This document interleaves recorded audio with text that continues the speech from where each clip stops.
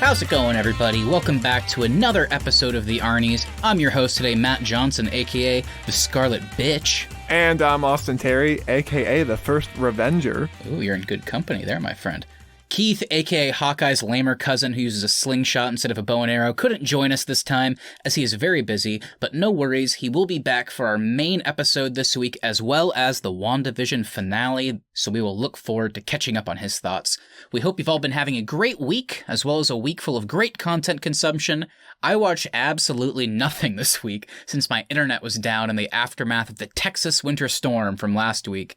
I listened to a bunch of podcasts, and randomly, I don't even know how, but I fell down a YouTube hole of old Jackass videos. Ooh. I guess when your internet is out for a week after 3 days without water, watching people get kicked in the dick a bunch and knocked over by bulls is necessary to put a smile on your face. What a blast from the past. Old Jackass videos. Truly a throwback. But Austin, well, my week was an interesting one for content. How about you fill me in? How are you doing? And did you watch anything interesting this week? I'm doing good, and I watched two things with distinctly different experiences this week. The first thing I checked out was I watched Godzilla King of the Monsters on HBO Max, which I gotta say, I love the monster universe that Warner Bros. Is setting up. All the monster stuff is so cool, but I hate all the human stories, so I hope they figure out a way to make that formula work in Godzilla vs. King Kong. I hope so too. I want to love those movies, but I just haven't been able to get into it. But that being said, man, that trailer for Godzilla vs. Kong was pretty exciting, so I'm probably going to check that one out at least. Let's hope it's good. This franchise has always had insanely good trailers, and they always oversell the movie. That's true. That is true. But the other thing that I checked out this week was Ted Lasso on Apple TV Plus, and that is the Jason Sudeikis comedy about an American football coach who gets hired to coach a British soccer team in London. Jason Sudeikis plays this relentlessly positive coach set among all these melancholy British athletes and rich people, and it's just so funny. I think Jason Sudeikis found the role that was made for him because he knocks it out of the park in this show. I've always wanted more, Jason Sudeikis content. He's so funny, so I'm finally glad this show came around. I've seen a little bit of it. I need to sit through the whole thing. I'm glad you liked it, though, so... I binged the entire season in less than a day. It's fantastic. Nice. High praise, everybody, so if you are looking for some content... there you go. I would recommend those, especially mine. If you're bored, just go watch some Jackass videos. Along with all that, WandaVision, as usual, has been a pretty steady source of entertainment for us.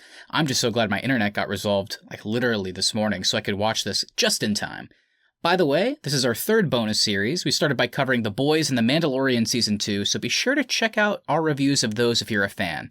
Just scroll up on your podcast feeds wherever you get your podcast to see our catalog of movie, TV, and gaming content. You can also subscribe to the Arnies on YouTube and listen to all our episodes that way if you prefer. This is your first episode of the Arnies.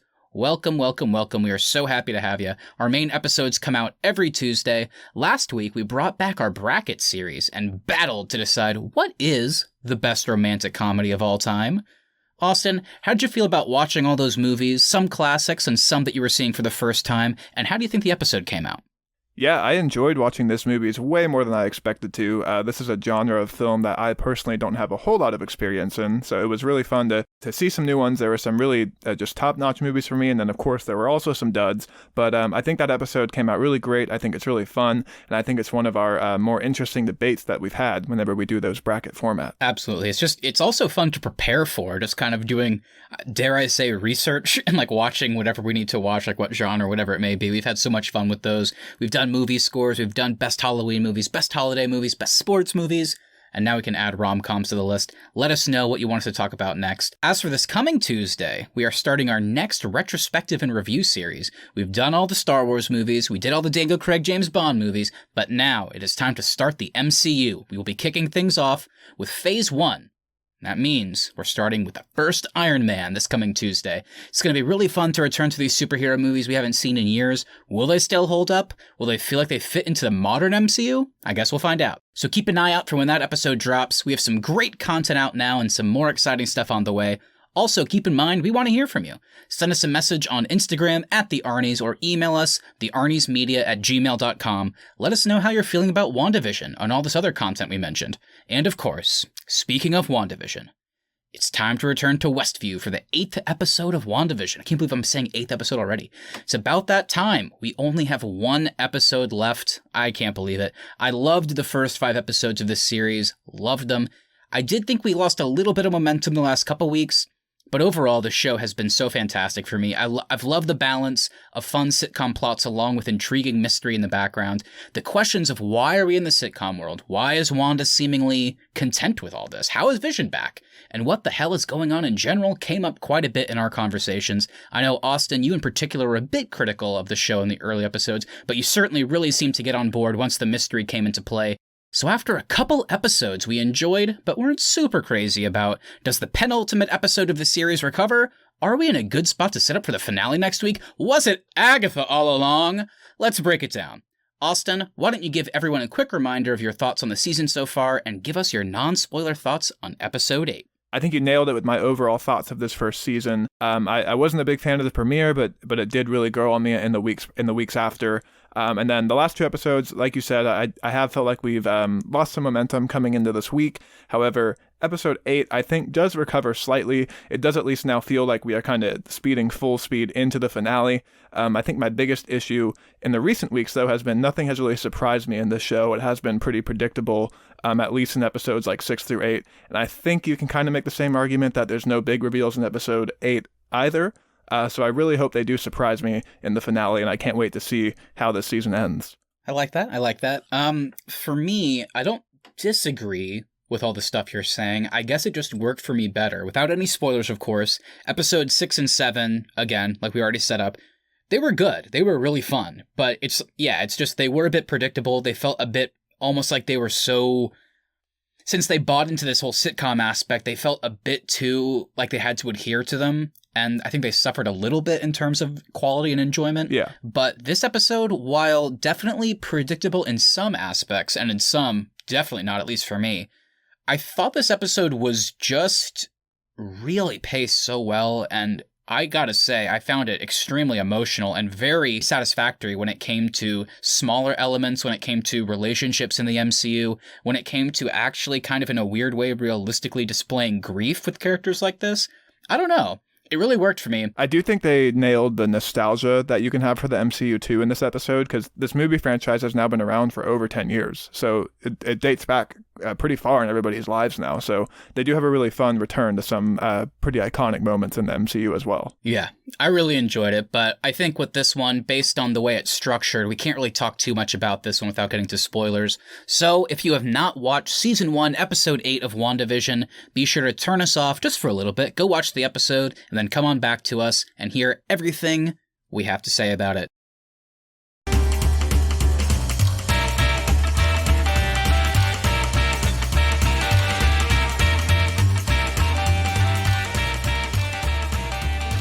All right, welcome back, everybody. Let's get into it. It's time to go all out spoilers. I cannot wait. Season 1, Episode 8 of WandaVision, called Previously On. Now, Austin, it's a bit of a smaller cast and crew this time, but please, as always, walk me through who's a part of it. All right, so WandaVision, of course, is created by Jack Schaefer. It is directed by Matt Shakman and written by Laura Donney. And then for our cast, we have Elizabeth Olsen as Wanda Maximoff. And for the first time in the MCU, we now have to say, a.k.a. Scarlet Witch. We then have Paul Bettany as Vision, Kathryn Hahn as Agatha Harkness, Josh Stamber as Director Hayward, and Julian Hilliard and Jet Klein as Billy and Tommy. I mean, Austin, do we want to say anything before we get to our roundtable? I mean, any thoughts here? I mean, I guess the standout for me is that AKA Scarlet Witch. That's something they've been using for her in the movies since she was introduced, but it was always one of those things that you see in superhero movies where it's like, they never actually called the hero or villain by their name because it's so fucking ridiculous that you can't. So I'm glad they actually kind of bought into it, and I thought it was such a fun payoff. Did you have any fun moments here with the cast and crew? I think Elizabeth Olsen steals the show this week. She has so many great moments. So the way she kind of transitions from present-day Wanda back to prior MCU Wanda, and just her grief whenever she has to deal with Vision's loss again. Just all of her scenes were so great this week. She's been a standout this entire season. I mean, yeah, the show's called WandaVision, but I think it's fair to say that she, playing Wanda, is the main character, and somehow she's a standout every week, and this week it's almost like she was somehow twice as good. I don't even have the words for it. I was just genuinely amazing performance in this episode by her. I gotta say, too, we've had some fun with her accent, but this week, I think she really nailed the Russian accent, too, as well. She did. I agree with you. But at the same time, They also weirdly acknowledged it in this episode with Agatha Harkness being like, that whole accent of yours kind of goes in and out. And then they even did the fucking thing where it's like, Mom and Dad, it's TV night. You know, we only speak English, because they're trying to like get rid of the accent a little bit. So it's almost like they weirdly retconned a reason why Elizabeth Olsen and Aaron Taylor Johnson had such shitty accents for so long. So it was pretty fun, man. And I enjoyed just the progression here for sure. But before we get too far into our discussion, let me give everybody a quick little reminder out there of what actually happened in episode 8. So in a pretty shocking start, we're in Salem, 1693. Agatha Harkness is on trial by a coven of witches for practicing dark magic. As they attempt to destroy her, she is able to drain their life and kill them in the process. In the present, Agatha demands to know how Wanda is controlling Westview, threatening her with the lives of her children. She forces Wanda to relive key moments of her life with the hopes that it will help her understand how Wanda acquired this power and ability to do something on this scale. They return to when she and Pietro witnessed their parents die and were stuck under rubble next to a malfunctioning Stark bomb. It is then revealed that Wanda herself was able to stop the bomb from exploding using magical abilities that she had possessed since birth. We see her being experimented on willingly by Hydra through manipulation of Loki's staff and the Mind Stone. This seems to heighten her powers to an incredible level. We see her and Vision sharing their first moments hinting at a relationship, and later it is seen that Wanda visited SWORD to try and recover Vision's body for a funeral. Director Hayward shows her the mutilated corpse, prompting Wanda, obviously, what the hell was he thinking here? I know. Of course he's going to break into the scene. lab. I know. But, unable to feel any life in Vision, she leaves the corpse behind. Hayward, I think he might be a dang liar. Through all this, we see Wanda's love for sitcoms being something she and her family shared a love for, and she uses as a comfort as she gets older. Finally, Wanda drives to a lot in the rundown Westview, New Jersey, that Vision had bought for them, intending to start their life together. In her grief, her powers kick in and creates a house on the lot, manifests a new version of Vision, ultimately extends the hex across the entire town, and gives the town, of course, a sitcom makeover. This leads Agatha to come to the conclusion that Wanda possesses a legendary form of magic and deems her the Scarlet Witch. In a mid-credit scene, Hayward is able to reactivate the reassembled corpse of the original Vision with a white makeover. Austin, before we get to the bulk of our show, anything jump out to you there with that little plot recap? I loved how much they leaned into the witch aspect of these characters. I thought it was so intriguing and really something different than we've seen from the rest of the MCU so far. I know. I love it. I love how we can have characters like Iron Man that's literally just like a character in a iron suit that flies around, and then we can also have actual magic with Doctor Strange and now Scarlet Witch, so it was really cool, and they set it up really well with the Salem Witch Trials, and they went all out. I totally agree with you, and it was fun to see. Agatha is a really, really fun villain, too. She has really grown on me and moving up in my hierarchy of MCU villains. And I gotta say, she's definitely an antagonist for sure. There's no doubt about that.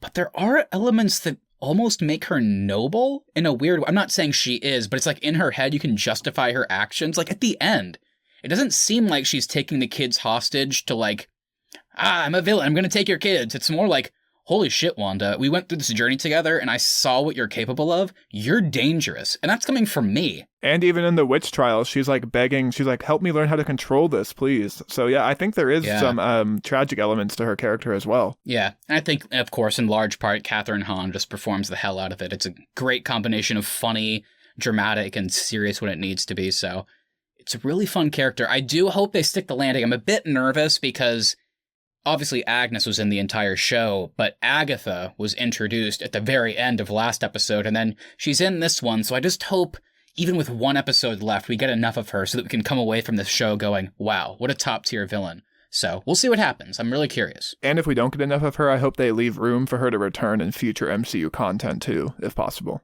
I think Kevin Feige said the finale will be a full hour, but it just seems like there's so much to wrap up, even for an hour. I just hope they do. But, we'll see. We'll get to that at the end. But for now, let's go ahead and start our roundtable discussion. We each brought 3 points to discuss here. So without further ado, let's get into it. I'll start us off. I feel like I half expected this to happen, and not in a bad way. But it feels like a lot of seasons of TV use the whole second to last episode as a way to give full context to what is happening in the season right before moving on to the finale. And this time, they did this by having Agatha basically walk Wanda through her past, with the in-world explanation being Agatha wants to understand how Wanda created and is maintaining Westview. What did we think of this device, and do we like the background and character moments we got from this? You know, it did make me appreciate the sitcom background a little bit more, just because they really give context to Wanda's love of sitcoms. It did take me a second to realize, like, oh, this is going to be the entire episode this week. But what they presented is so interesting to watch on screen that I actually found myself really enjoying these flashback scenes. Yeah, I guess with the example I was laying out, we see this a lot. And one example I can think of, it comes to mind because we talked about it on the show, but so many TV seasons do this, is like, in this case, we have a 9-episode season, right? Episode 7 happens and there's a huge cliffhanger. And then 8 is like a bunch of flashbacks to reveal what the villain was up to, what led up to the start of all this. And then it's like, so episode 7 is a cliffhanger, but we're really not going to see what happens until episode 9. So I feel like that's like a weird trend that's happening. Bly Manor did it, like I mentioned. And I gotta say, I was a bit with you. I was like, this is going to be the whole episode.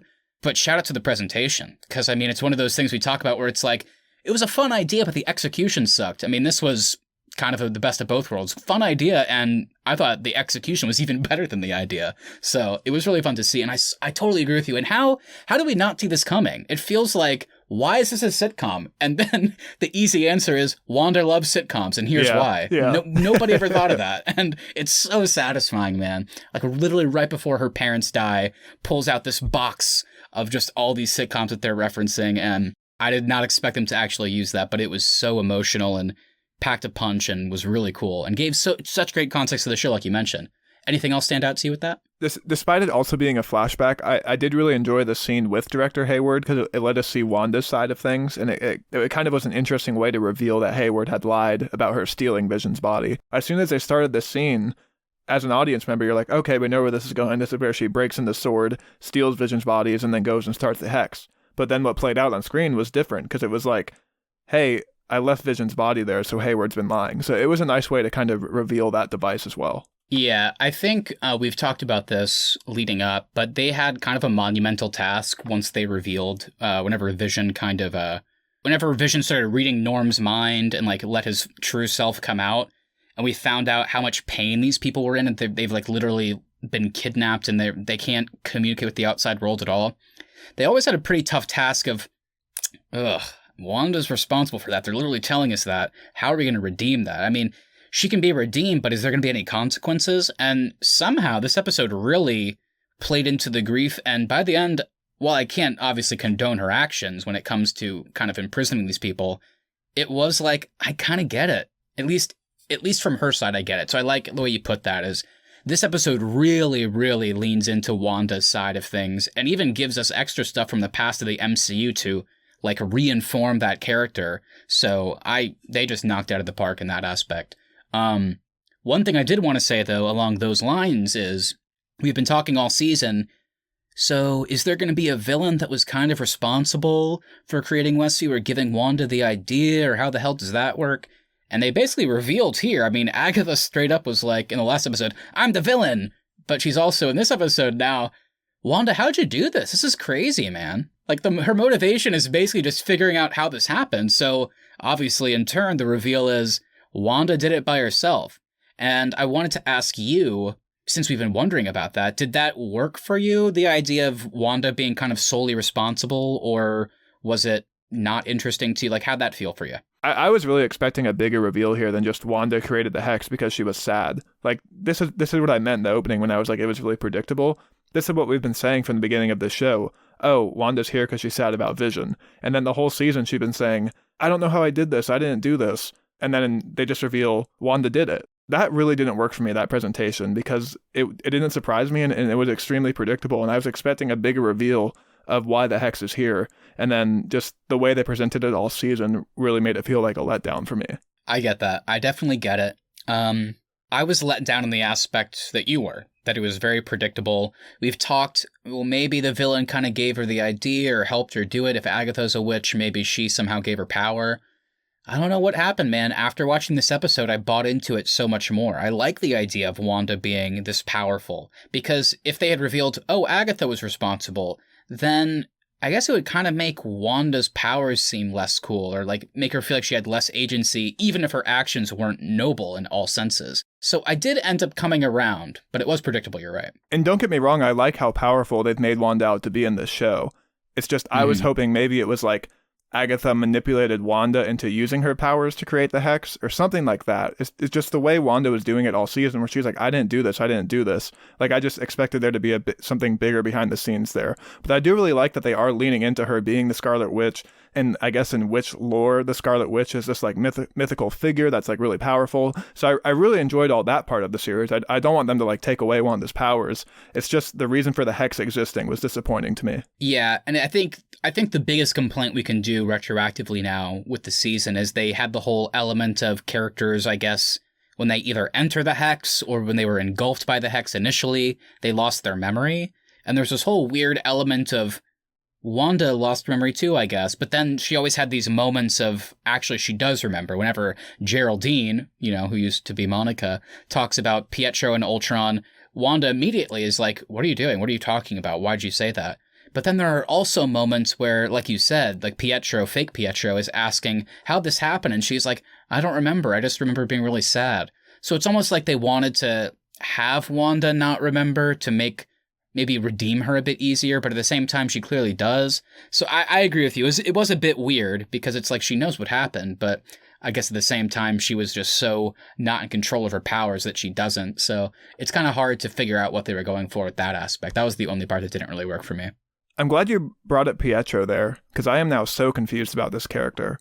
Agatha made it pretty clear that she is controlling him, but she couldn't control Aaron Taylor Johnson because he's dead and I guess buried on a different continent as well. But then she said that the hex wore off on Evan Peters' Pietro, so now is he just out there? Like, I'm really confused about what's happening with his character at the moment. My theory is, near the beginning of the finale, Vision, because we last saw Vision leaving Darcy's going to meet up with them. Vision started flying towards Wanda, presumably.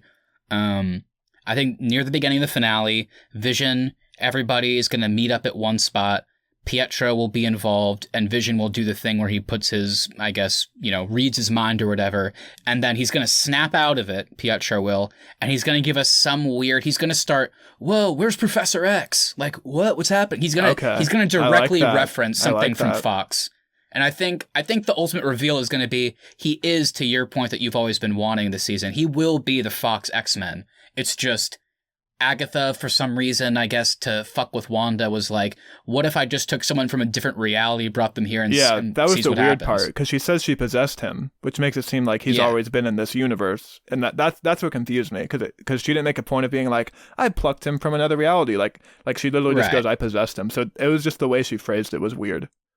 But Matt, hold on though. You said he's going to be like, where's Professor X?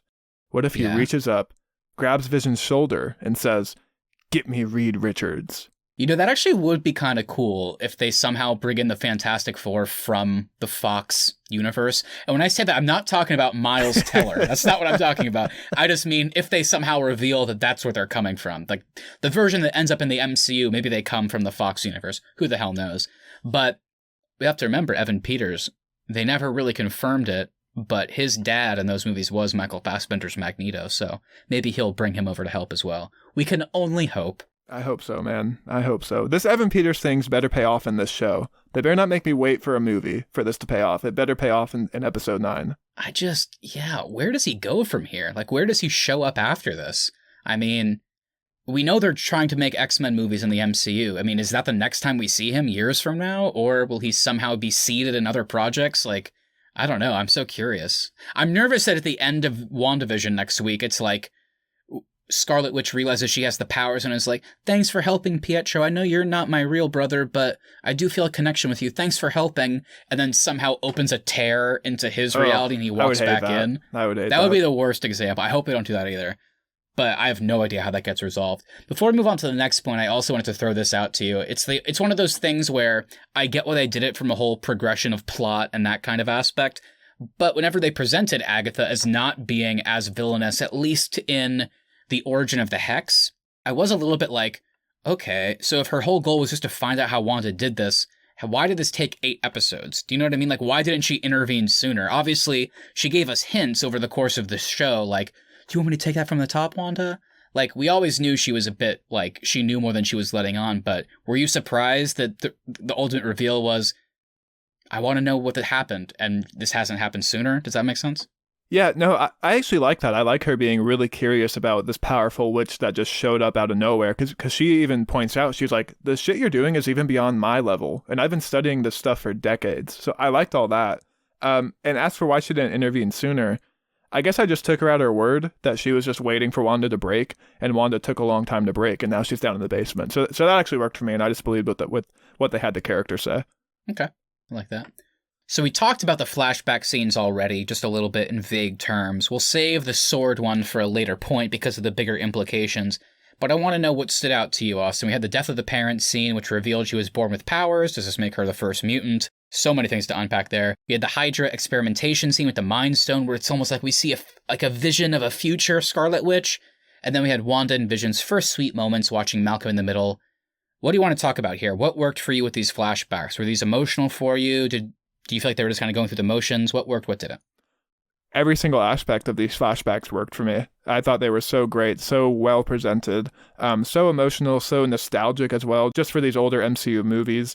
The thing that was the most interesting thing to me, and I think it's probably going to be the most interesting thing to everybody, is just the fact that she saw the Scarlet Witch whenever she got her powers boosted from the Mind Stone. It looked like her Halloween costume almost, like the pointy horns of the headband that she wears. So I'm not sure if that's supposed to be like herself, and it was just like a way of them visualizing her boosting her powers, or if the Scarlet Witch is something that like possesses her now. I have a lot of questions about that. Yeah, because I mean, at the end, Agatha says, I mean, the Scarlet Witch is a moniker that's been used before. It's a mythical thing. So yeah. A legendary sorcerer, I guess, has the ability to become that. So I'm curious if they'll delve into that more. We'll see in the finale, of course.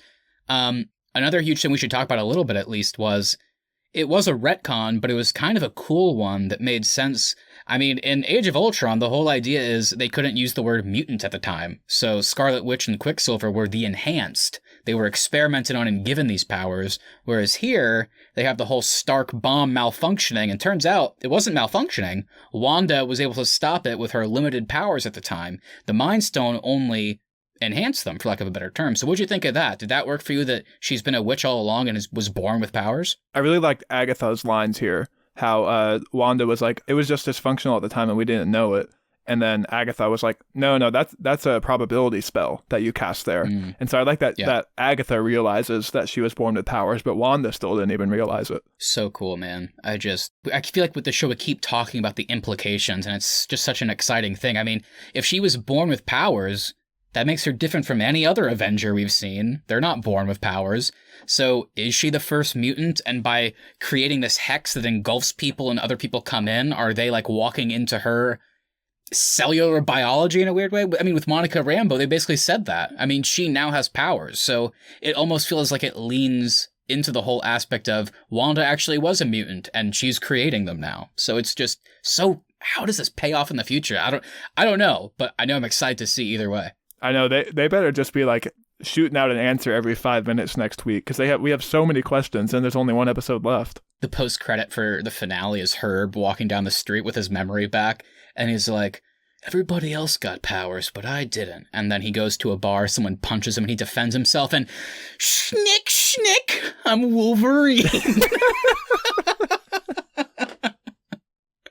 Oh, God. How pissed do you think Hugh Jackson's going to be that he tapped out before he actually got to play a part in the MCU?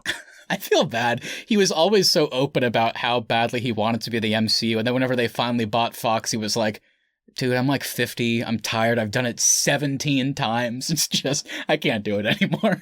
All that being said, though, he's 100% going to be in Deadpool 3. There is no way that Ryan Reynolds misses an opportunity to get his best friend in this movie with him. We'll see. I did actually, kind of relevant, I think within the last week, Patrick Stewart was very open that he has had a lot of conversations with Marvel and Kevin Feige, and they want him to be Professor X in the MCU, and he declined because of like the payoff that Logan had. He didn't want to keep playing the character.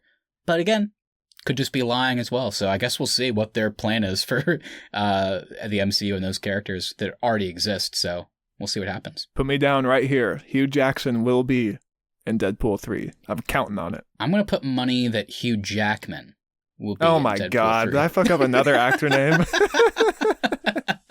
I didn't hear it the first time if you said it, but that time I caught it. I also, man, this is something we don't talk about the MCU, and it's just so different after 20 plus movies. I'm so excited to talk about just a cheesy romance scene that actually was really beautiful. The scene where they're at the Avengers headquarters and they just watch an episode of Malcolm in the Middle together. I had some tears flowing, I gotta be honest. The dialogue here, we've talked about the dialogue a lot this episode. It was just exceptional. Her talking about grief and him wanting to try and comfort her. She's like, the only thing that will comfort me is seeing my brother again. Did you expect him to shapeshift right there? Did you expect him to turn into Aaron Taylor Johnson right there so she could see him again? I don't know. I don't even know if he could do that. Well, he can turn into his human form. That's such a good point, by the way. What happened with that? That happened in Infinity War. They never did it again. When did he learn to do that? Yeah. After this show, do you kind of retroactively think that was a weird choice for Infinity War? Because I kind of like the aspect that she loves him for who he is, but I guess at the same time, for him to walk around in public wherever they were, he had to look like a human, so... It just feels so Martian Manhunter to me with that character. A little bit. Yeah. But whenever he's, understanding what grief is in real time, and Wanda just kind of snapping at him, and then immediately tearing up a little bit, just saying how tired she is from all of this, and talking about how grief comes in waves, which is so true, and then Vision being like, well, it's not all bad, because, you can't feel grief until you basically had love in the first place. And the line was so profound when he's like, grief is just love persevering. Was so good, dude. And it's not cheesy either. It's not cheesy. It worked perfectly. It wasn't. It worked. But then they also at the same time had the classic MCU feel. The second after he says that, there's a beat. And then he didn't get the previous Malcolm in the Middle joke, but then he looks at the TV and then does a genuinely laugh. And then he kind of looks at her like, oh shit, sorry, that was bad timing. And she's like, no, it was funny. And he's like, it was, right? And then it was just so good because in the MCU previously, we got to keep in mind, we saw them in Age of Ultron together, but they weren't together. And then in Civil War, they were like, fuck, Infinity War's coming out soon. We have to have these guys be together, but we haven't set that up. So then they're kind of flirting, but not really. And then they fight during Civil War, and it's like, okay. And then in Infinity War, they're just together. So I love that we got something here that at least retroactively can make you, it's so beautiful in the moment, but then also looking back, it's like, okay, I actually believe it now. So it's really cool. And this made me realize, too, how few scenes we've actually had of just the two of them together in the MCU. It was nice to just see them sitting and talking. We haven't gotten that really in any of the movies. So I really enjoyed that. Also, I'm really happy that Bryan Cranston is now officially part of the MCU. So awesome, man. I loved watching everybody watch the actual sitcoms, and like you said, I love how they didn't even use Frankie Muniz. It's like, no, I just want to use a Bryan Cranston only scene. So perfect. I don't know what this says about how well these actors performed this scene, but genuinely, I'm not even making a joke. After that scene where they were watching that, whenever Agatha's like, so you lost your parents, you lost Pietro, and now Vision's dead. It's almost like the performance made him feel so alive that I forgot he was dead. I was like, I forgot he died. Yeah, I felt sad for her all over again on that line. Me too. And then it gets all the more sadder, Austin, because we have to talk about the final little flashback, which directly sets up the Hex. Whenever Wanda goes to Westview, it's like, okay, why is she going? This is kind of weird. She literally leaves Sword and then just drives here. Why? It turns out it's because Vision had bought the deed to this old lot, and he wrote on it with a little heart, we're going to grow old together here, signed V. And it's, whoa. This was an emotional moment for sure, and this kicked it all off, and then we see her create the entire thing. So did that final little scene work for you as well? Yeah, like we said, the presentation of the Hex being created is great. It's just the actual reason for the Hex existing is what we thought all along, which is kind of just disappointing to me a little bit. I don't disagree. I feel like the finale might give us some, an extra bit of payoff there to make it feel a bit better, but we'll see what happens. I'm curious how they redeem this. I'm curious to see the townspeople here, kind of how they come out of this and what their reaction might be, because we know Norm, having not met Wanda, whenever Vision kind of opened up his mind, he was like, Wanda's in my head, she's doing this. So I can't imagine their reaction is going to be super positive whenever they see her. So I guess we'll see how that plays out. So you did mention some of the flashbacks there. There also is kind of one more, it's not really a flashback to MCU content, but it is a flashback to just the context of this show. And that's whenever Wanda goes to meet with Director Hayward. And it really seems like he is purposely trying to push her over the edge. He also has a line where he's like, not everyone has the power to bring their soulmate back, Wanda. And then Wanda looks surprised that he thinks she could do that. He shouldn't think that. How does he know that? That's what I wanted to ask you, because that Okay. felt so out of place to me, because it just seems like all of this was in some way put in motion by Sword. Like, obviously they couldn't predict the hex. Do you think they had some reason for trying to send Wanda over the edge? I mean, maybe. I guess that could be another element to the finale, why that happened or what their true motivation is. But I mean, at least right now I don't have the answer to that. I don't know why Director Hayward of Sword, who their whole thing is sentient weapons, why would he want Wanda, who's has this level of power, to go do this and endanger people? And he's lying so much. He's lying about the footage that he told the rest of the team. He's lying about Vision's living will, like, don't turn me into this thing. And then at the end, in the post-credit, he says, we've broken this thing apart and put it back together again 1,000,000 times. But then flash back to the Wanda scene, and he says, Wanda's like, what are you doing to him? And he's like, he acts like it's so obvious. He's like, duh, Wanda, we're taking apart the most powerful weapon in history. But then it turns out they were also trying to put him back together. So what the hell is his goal? Do you think, I know last week you brought up the theory that maybe there's a bad villain and Agatha is just a half bad villain. Do you think Director Hayward is somebody else? Like, maybe he's not who he says he is? I don't know. There are some implications there. A big one being whenever Monica meets him for the first time in the flashback episode, she knows him. She knows him from before the 5-year later in Endgame. And she's like pleasantly surprised to see, oh, Hayward, you're the director now. Cool. So he could be somebody else. Either he's been that person for a long time or something fucked up happened to him during the 5-year gap. That's what I was about to say. Something turned him during those 5 years. Yeah, he talked about in that episode how shitty things were and how he kind of resents the people that got snapped because they still have optimism after coming back. So maybe they'll play into that. That being said, Austin, I want to ask you, while in theory it kind of sounds like potentially maybe a good idea there, is it too late? Because we got Agatha so late, that reveal. If they just dropped in the finale within the course of an hour, actually, here's the main bad guy, and he's worse than Agatha. Do we have time to really develop that? I don't know. So here's the thing. At the moment, I'm still like kind of endeared to Agatha a little bit. Like I find her, even though she's done some kind of dark stuff, I still kind of find her really charming. So it would be kind of easy to root for her if she did end up working with Wanda and Vision.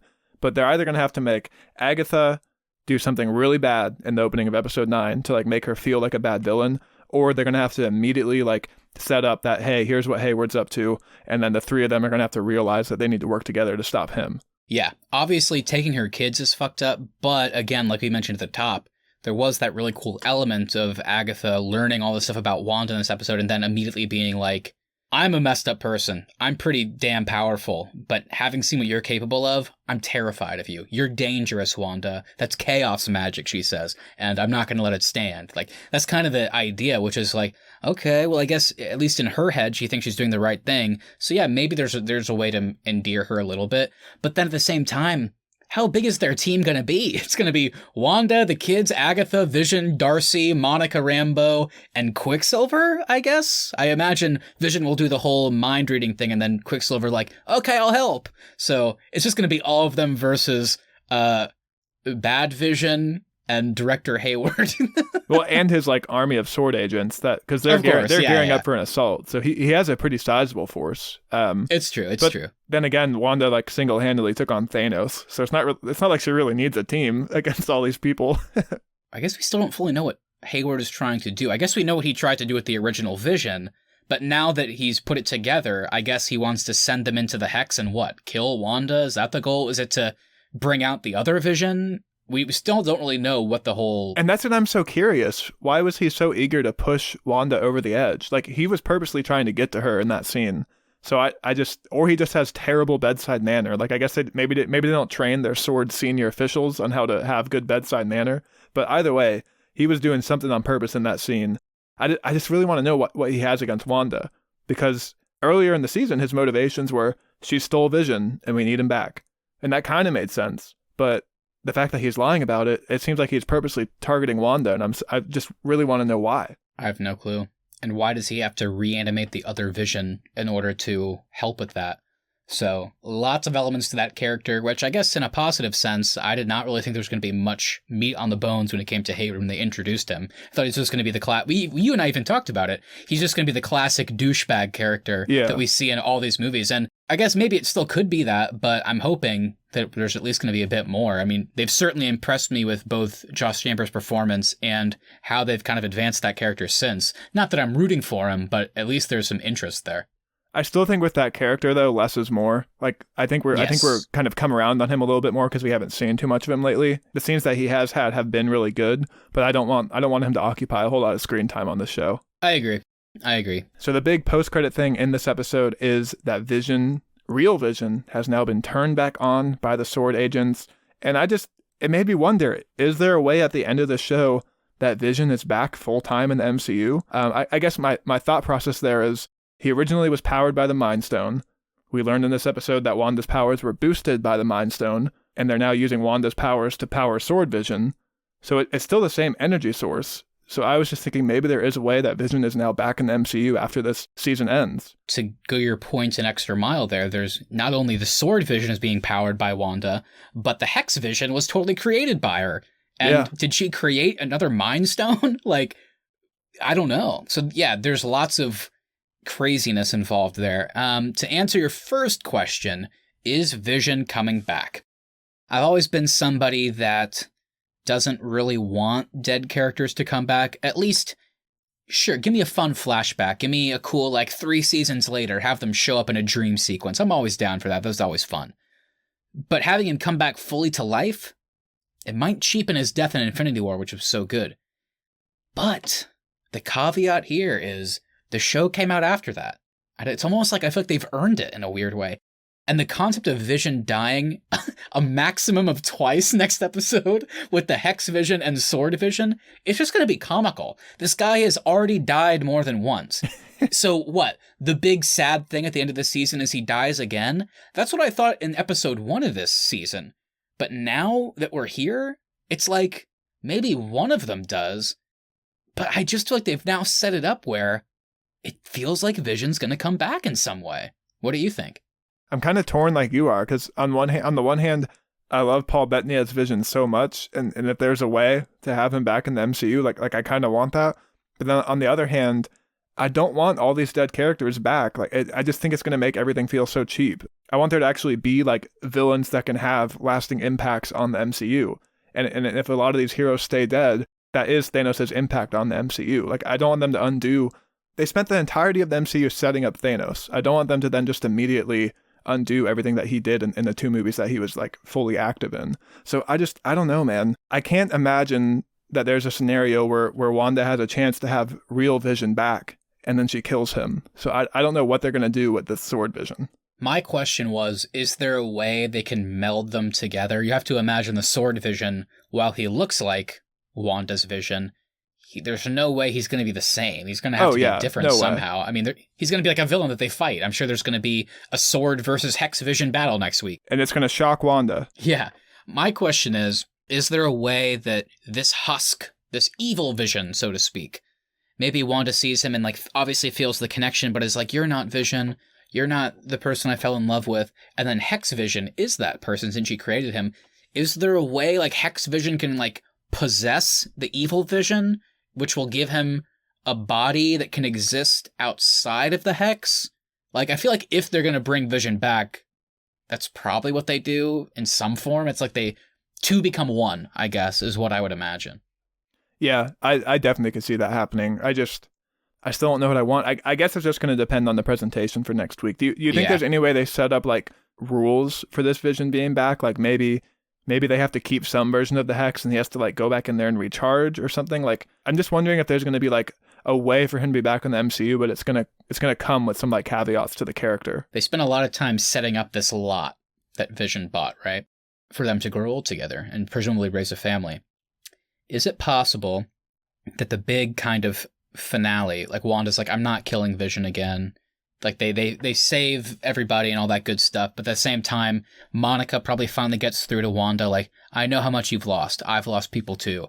But what you're doing, while it's good for you, it's hurting all these other hundreds of townsfolk. You can't do that. they're here against their will, Wanda. I know you mean well, but you're hurting them. So Wanda is like, you're right, I'm sorry, and she frees them all. And the hex shrinks. Now, here's what I'm wondering. Possible theory. Does Sword, Monica, whoever's left standing, do they give them permission to keep the house? Is the house the hex that Vision and the kids can live in safely and Wanda can visit? Is that a real thing? Is this a possibility? That would be like a peaceful ending for sure. And it would give a way for Wanda to have these characters stay in the MCU too. So I think that's totally possible. And Marvel likes to keep their characters around. So if there's a way to do that, I'm sure that they've thought about it. Yeah. Speaking of the kids, we got them a little bit at the end of this episode, obviously setting up probably a big role for both of them next time. Vision, obviously, the Hex Vision can't exist outside of the Hex. He was created by it. Whereas the kids, Agatha calls it out at the end. Wanda literally has the power to, what does she say? Spontaneous creation. They were created from nothing. So the kids, can they exist outside the Hex? Are they the same as Vision? Or what are your thoughts on that? I think the kids can exist outside the Hex, but I hope they're gone after this season. I don't need a Teen Titans in the MCU. I guess that then does raise the other point. What about Monica's powers? Is she only going to have these powers in the Hex, or is she going to have them whenever the Hex closes? I think everybody in the Hex will have powers. Monica especially, because she went in and out so many times. And Darcy did say before she went back in for the third time, her cellular biology had already been rewritten. So I can't imagine that the Hex going away would change that. I think she's permanently changed. So I think she will keep the powers. Now, how they use that in the future, no clue. But I imagine she will keep them. That's a good point. We're going to have to see what happens next week on the finale of WandaVision. I can't believe we're already here. It went by so fast. I know. It's already been, by the time this comes out, it's going to be almost 2 months. So it hasn't felt that long. It's really flown by. What a great show. Before we get out, though, fully, Austin, we always like to end this way. Do you have any crazy theories for the finale? I mean, is there anything that give me anything you're dying to see, a crazy theory. Give me something. I'm going to stick with what I've been saying for, I think, 5 weeks now.